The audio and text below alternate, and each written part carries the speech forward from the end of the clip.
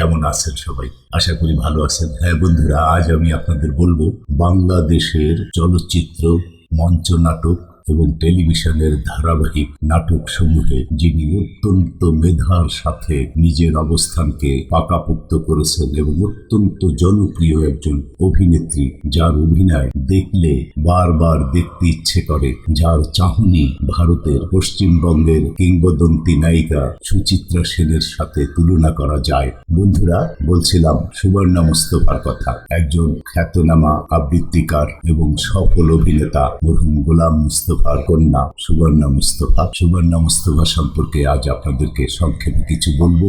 ভালো লাগলে সাবস্ক্রাইব করবেন, লাইক করবেন, শেয়ার করবেন এবং আমার উচ্চারণের জন্য ভুল ত্রুটি ক্ষমা করবেন। চলুন তাহলে সুবর্ণা মুস্তফা। সুবর্ণা মুস্তফা। হ্যাঁ বন্ধুরা, বলছিলাম বাংলা চলচ্চিত্র, নাটক, শিল্প, সাহিত্য, সাংস্কৃতিক অঙ্গনে এক বিখ্যাত ব্যক্তির নাম ছিল গোলাম মুস্তফা। একজন সফল অভিনেতা, একজন জাতির জনক বঙ্গবন্ধুর ভক্ত, অনুরাগী, দেশপ্রেমিক অভিনেতা গোলাম মুস্তফা স্যারের মেয়ে সুবর্ণা মুস্তফা। জন্ম 1960 সালের 2রা ডিসেম্বর। সুবর্ণা হলেন একজন বাংলাদেশি অভিনেত্রী, প্রযোজক ও বাংলাদেশ জাতীয় সংসদের বর্তমান সদস্য।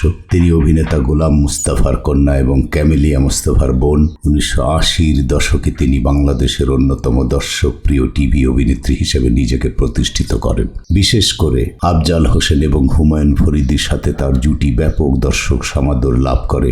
এছাড়া তিনি হুমায়ুন আহমেদের লেখা কোথাও কেউ নেই ও আজ রবিবার টেলিভিশন ধারাবাহিক নাটকে অভিনয় করে খ্যাতি অর্জন করেছিলেন। টেলিভিশন নাটকের পাশাপাশি তিনি 22 বছর মঞ্চে অভিনয় করেন।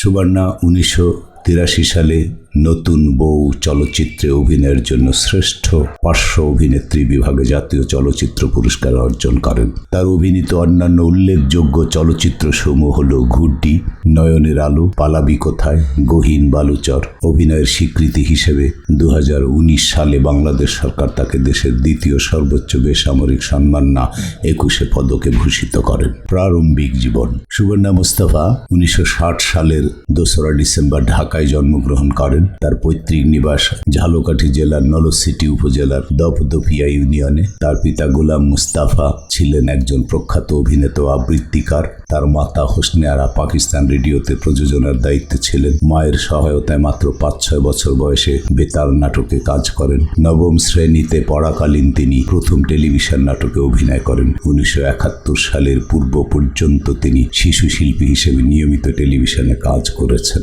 কর্মজীবন। 1970-এর দশকে সুবর্ণা মুস্তফা ঢাকা থিয়েটারে নাট্যকার সেলিম আল-দ্বীনের নাটক জন্ডিস ও বিবিধ বেলুনে অভিনয় করেন। 1980 সালে সৈয়দ সালাউদ্দিন জাকি পরিচালিত গুড্ডি ছবির মাধ্যমে তিনি চলচ্চিত্র জগতে আসেন। বিবিসিকে দেওয়া এক সাক্ষাৎকারে তিনি ছবিটিকে সময়ের আগে নির্মিত একটি ছবি, এহেড অব ইটস টাইম বলে উল্লেখ করেন। 1983 সালে নতুন বউ চলচ্চিত্রে অভিনয় করে তিনি শ্রেষ্ঠ পার্শ্ব অভিনেত্রী বিভাগে জাতীয় চলচ্চিত্র পুরস্কার অর্জন করেন। নয়নের আলো ছবিতে তার অভিনয় সব শ্রেণীর দর্শককে নাড়া দিয়েছিল। তিনি আজাদ আবুল কালাম রচিত আফসানা মিমি এবং বদরুল আনাম সৌদ পরিচালিত ডলস হাউস টেলিভিশন ধারাবাহিকে অভিনয় করেন। এটি সৌদ পরিচালিত ও সুবর্ণা অভিনীত প্রথম ধারাবাহিক। পরবর্তীকালে তিনি সৌদের পরিচালনায় সীমান্ত, উপসংহার, গহীনে, গ্রন্থিক কনকাহে, এলেবেলে, কোমল বিবির অতিথিশালা ও কানা সিরাজ দৌলা, পিঞ্জর, ঘোড়ার চাল, আড়াই ঘর, অন্তর্যাত্রা টেলিভিশন ধারাবাহিকে অভিনয় করেন। 2018 সালে বিজয় দিবস উপলক্ষে বিটিভির বিশেষ অনুষ্ঠানে আনে মুক্তি আলো আনে উপস্থাপনা করেন এবং চয়নিকা চৌধুরীর পরিচালনায় বিশেষ টেলিভিশন নাটক অপেক্ষাতে অভিনয় করেন। সুবর্ণা বর্তমানে শরৎচন্দ্র চট্টোপাধ্যায়ের পল্লী সমাজ উপন্যাস অবলম্বনে নির্মিতব্য লীলাবতী চলচ্চিত্রে কাজ করছেন।